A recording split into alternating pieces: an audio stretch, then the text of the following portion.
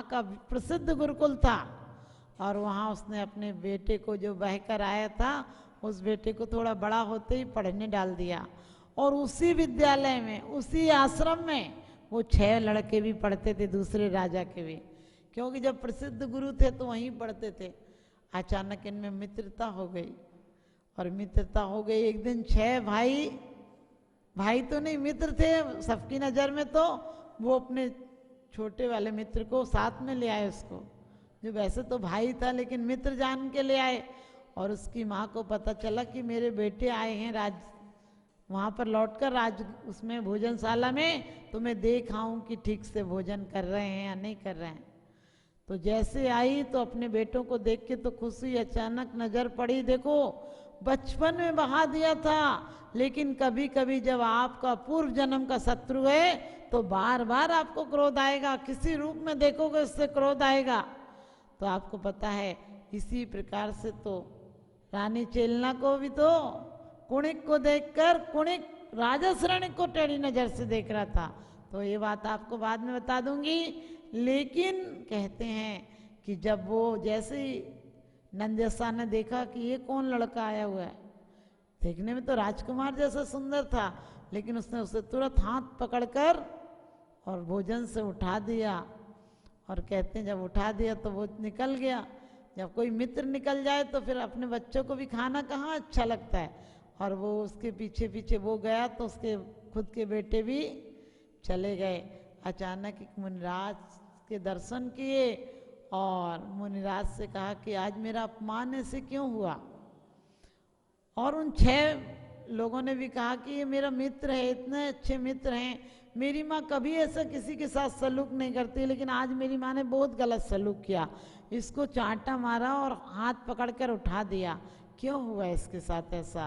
तो महाराज ने कहा कि पूर्व जन्म में तेरी माँ एक नागिन थी, और नागिन अंधी नागन रोड पार कर रही थी, रास्ता पार कर रही थी, और बलदेव और कृष्ण 2 बड़े पुत्र व्यवसायी बेटे थे, और वो बैलगाड़ी में जा रहे थे। बड़े ने तो बहुत मना किया था कि इसको मत मारो, निकल जाने दो, लेकिन उसने क्या किया था, उस पर बैलगाड़ी चला दी थी, और उसके कारण इसे किसी ने मंत्र सुना दिए, इसलिए मरी तो शांत भावों से, इसलिए तो देवकी हुई है। लेकिन तुमसे क्रोध है क्योंकि तुमने इस पर बैलगाड़ी चला दी थी। तो ध्यान रखना, कर्म परछाई की तरह हमारे जन्म जन्मांतर तक, एक नहीं कई जन्मों की हम सुनते हैं कि कर्म हमारा पीछा करते हैं। सुना है कि बहुत से लोग मौत के मेहमान हुए हैं, सुना है बहुत से लोग मौत के मेहमान हुए हैं, समा पर परवाने कुर्बान हुए हैं जो मिट गए धर्म की खातिर। वो भी कभी इंसान थे लेकिन आज भगवान हुए हैं, वो भी कभी इंसान थे लेकिन आज भगवान हुए। एक नहीं जन्म जन्मांतरों का बैर भी चलता है और प्रेम भी चलता है। जब रानी को पता चला कि मेरा ही बेटा था, हाँ मुझे याद है मैंने निकलवा दिया था, और आज मेरे घर पर आया था और मैंने इसके साथ ऐसा किया। और कहते हैं उस राजा ने बेटा तो नहीं दिया, लेकिन नंद यशा ने निदान कर लिया था कि मैं अगले बार इसकी माँ बनूं और उसको अच्छे संस्कार मिले। तो वो अगले जन्म में आपको पता है पहले स्वर्ग गए, मुनि दीक्षा ली उसी भव में, उसके स्वर्ग गए, फिर आकर कृष्ण बने हैं। तो आप ध्यान रखना कि कितने कितने जन्मों में हम निदान भी कर लें तो हमें ऐसे निदान नहीं करना कि हम इसकी माँ बने, क्योंकि आपको पता है करोड़ों रुपए होंगे तो लाख की चीज खरीद लोगे। हमको मांगना नहीं चाहिए, क्योंकि कितने कितने ऐसे दृष्टांत आते हैं कि यदि निदान नहीं करते तो क्या उसी भव से मोक्ष हो जाता।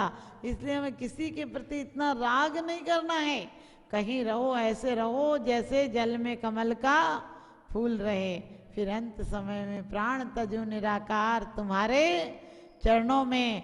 जब जब संसार का कैदी बनो निस्वार्थ भाव से कर्म करूं, फिर अंत समय में प्राण तजू निराकार तुम्हारे चरणों में। क्यों? इसलिए रहो कि कैदी भी जेल में रहता है और जेलर भी जेल में रहता है। जेलर सोचता है कि मुझे ऐसा नहीं हो मेरी नौकरी छूट जाए, जेल आना बंद हो जाए, और कैदी सोचता है कि वो दिन कब आए जब मैं अपने घर चला जाऊं। तो हमारे कर्मों का फल अभी मुझे मिला है, लेकिन कोई चिंता की बात नहीं, परमात्मा करता नहीं है, परमात्मा निमित्त जरूर इतने मजबूत हैं कि हमें परमात्मा बना सकते हैं, क्योंकि इनकी भक्ति आराधना से हमारे परिणामों में भी सहजता, सरलता, मार्दवता आएगी और हम भी एक दिन परमात्मा बन जाएंगे।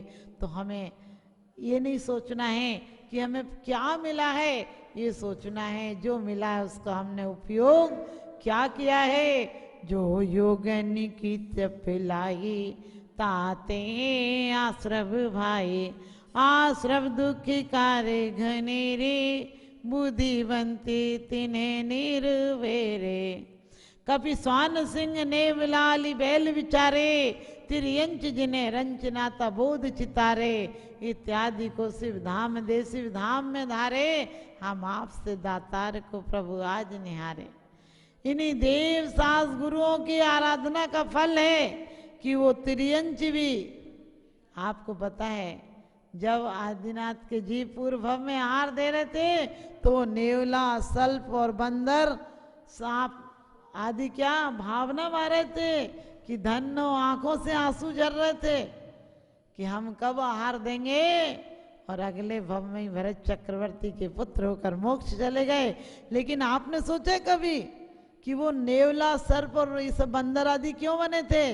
क्योंकि सेठ साहूकार थे पूर्व जन्म में, मंदिर का पैसा, मंदिर की सोने की ईंटें किसी से मायाचारी से अपने घर में चारों लोगों ने मिलके मंगा ली थी, इसलिए चारों मिलकर एक ही जंगल में बंदर हुए। पहले लोग धन से लोभ होता तो सर्प बन जाते थे, हमने कहा अब सर्प भी नहीं बन पाओगे, लॉकर में तुम कैसे जाओगे? पहले जमीन में धन होता था तो लॉकर में धन तक पहुंच जाते थे। अब धन में जाना भी होगा, मान लो बाई चांस नोट में जाना हो, बहुत ज्यादा प्रेम हो पैसों से तो नोट में चले तो जाओगे, इतना सा कीड़ा बनोगे कि बेटा गिनते गिनते में तुम्हारा राम नाम सत्य कर देगा। इसलिए ध्यान रखना, यो यत्र निवसन नास्ते सतत्र कुरते रतिम, जो जहाँ रहता है बार बार वहीं पैदा होता है। जटायु आदि जीव के थे, क्या थे? दंडक वन में जटायु था। कौन था जटायु? राजा था। पहले जिन धर्म को मानता था मुनियों को आहार देता था, लेकिन रानी ने झूठे एक नकली मुनि बनाकर और कुछ से चेष्टाएं कराई उससे जान के कि राजा मुनियों का विद्रोही हो जाए। और कहते हैं परख सकती नहीं रत्नों को हर इंसान की आंखें, और दिखाई क्या उसे देगा जो ना हो ज्ञान की आंखें। स्वयं रास्ता दिखा देती हैं हमें भगवान की आंखें। आंखों पर देखा भी सच मत मानना, क्योंकि सीता ने देखा ही तो था मुनि आरिका बात कर रहे, जबकि वो ससुर और बहू थे। आरिका और मुनि की अवस्था में एक दूसरे का कुशल से हम पूछ रहे थे, ऐसी तो कोई बात नहीं थी। तो इसलिए कभी किसी को देखकर गलत भी हो तो सोचो जो करेगा सो भोगेगा।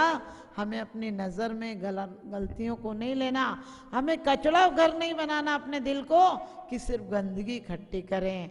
हमें तो अपना मधुमास बनाना है, मधुवन बनाना है जिसमें सिर्फ सुगंधें आती हैं। हमें अपने जीवन को वो फुलवारी बनाना है, वो क्यारी बनाना है कि जिसमें कोई आए तो भी खुशबू पाए, नहीं आए तब भी खुशबू पाए।